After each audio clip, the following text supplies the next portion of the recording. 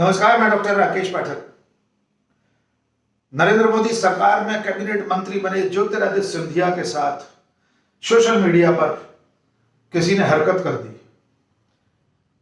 उनके Facebook page पर जिस दिन उन्होंने शपथ ली, उसी रात उनके पुराने वीडियो, पुरानी पोस्ट लगा दी गई।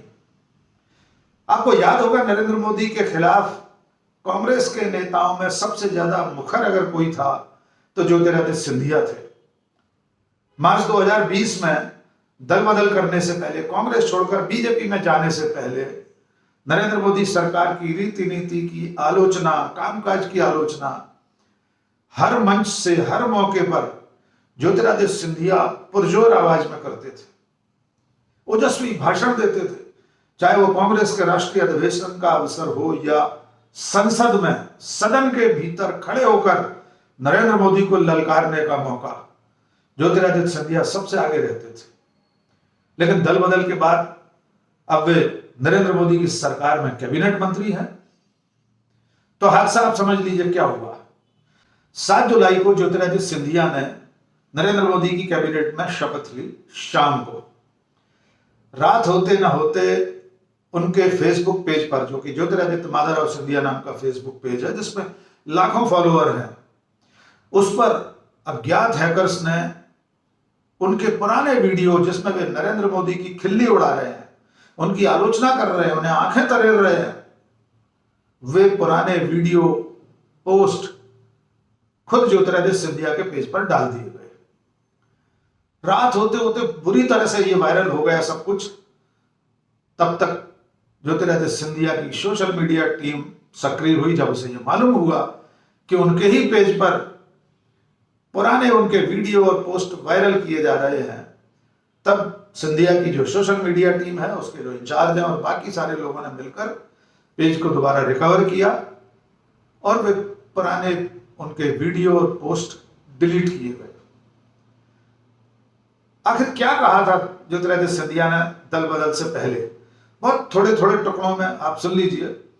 वैसे सिंधिया के इतने वीडियो, इतने भाषण, इतने ट्वीट पब्लिक डोमेन में हैं कि वे रहती दुनिया तक कभी हट नहीं सकते। उनके पेज से भले हट गए हों, लेकिन वे बहुत आसानी से उपलब्ध है। कांग्रेस ने उनके मंत्री बनते ही, कांग्रेस के मीडिया सेल ने, कांग्रेस के नेताओं ने, प्रवक्ताओं ने वो पुराने वीडियो वायरल कर ही दिए थे। लेकिन उनके खुद के पेज से वायरल होना बहुत गंभीर घटना थी। आइए एक दो बतौर नजीर उनके पुराने भाषण सुन लीजिए, किस तरह वे नरेंद्र मोदी को ललकार रहे हैं। कि कांग्रेस पार्टी का एक एक सांसद और कार्यकर्ता न कभी झुका है। हमारे गर्दन कट जाए लेकिन हम झुकेंगे नहीं, ये एक संदेश हम इस अधिवेशन से भेजना चाहते हैं। पूरा समय पाकिस्तान में जाके बिरयानी खाने का समय। बहुत साफ साफ कह रहे हैं। ये ताल कटोरा इंडोर स्टेडियम में भारतीय राष्ट्रीय कांग्रेस के राष्ट्रीय अधिवेशन का अवसर है। हजारों कार्यकर्ताओं के बीच में ज्योतिरादित्य सिंधिया डंके की चोट पर सीना ठोक कर कह रहे हैं कि कांग्रेस का एक एक सांसद, एक एक कार्यकर्ता गर्दन कटवा लेगा लेकिन झुकेगा नहीं। और यह सीधा संदेश वे नरेंद्र मोदी को दे रहे हैं। एक और सुन लीजिए, संसद में खड़े होकर वे क्या कह रहे हैं। देशों के विदेशी भ्रमण करके आए हैं। आज देश की जनता पूछना चाहती है कि नतीजा क्या निकला। Around the world in 2.5 years, but what is the result for the people of India?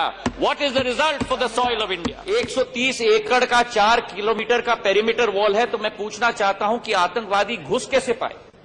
जहां से वे घुसे हैं वहां फ्लडलाइट लगा हुआ नहीं था।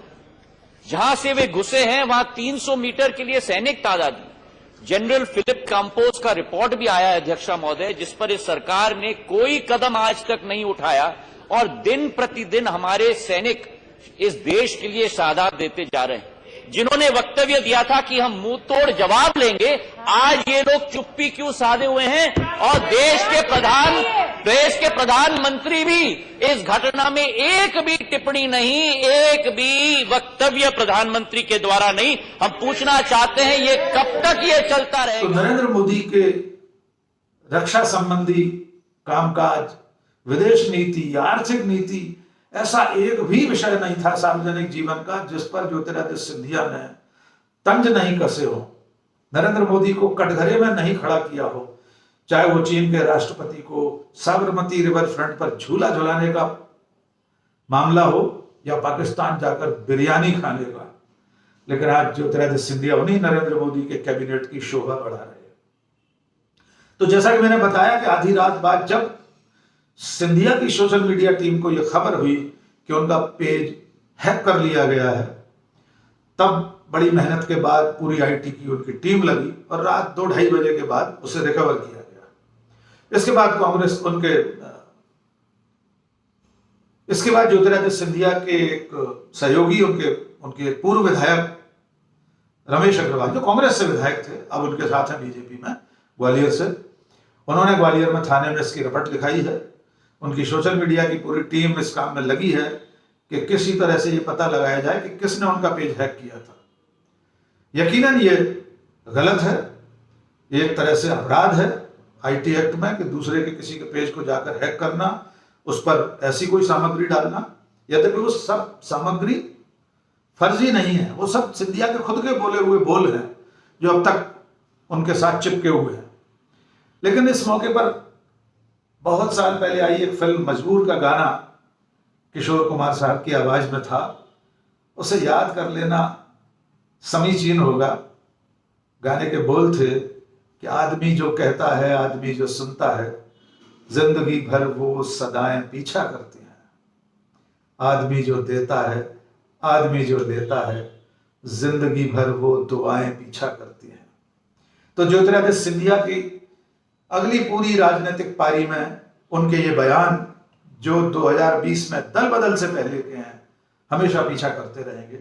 इससे वे चाह कर भी मुक्त नहीं हो पाएंगे। खैर, राजनीति है, ये सब राजनीति में चलता रहता है। देखना होगा कि पुलिस की पड़ताल में वे हैकर्स पकड़ में आते हैं कि नहीं, और कब तक पकड़ में आते हैं। यकीनन इस तरह की हरकत जिन लोगों ने की है, वे हैकर्स पकड़ में आना ही चाहिए। आज बस इतना ही। आखिर में एक गुजारिश, अगर आपने अब तक हमारा YouTube चैनल सब्सक्राइब नहीं किया है तो फौरन सब्सक्राइब कर लीजिए, लाइक कीजिए, कमेंट कीजिए और अपने दोस्तों परिजनों के बीच में से साझा कीजिए। बहुत बहुत शुक्रिया। जय हिंद।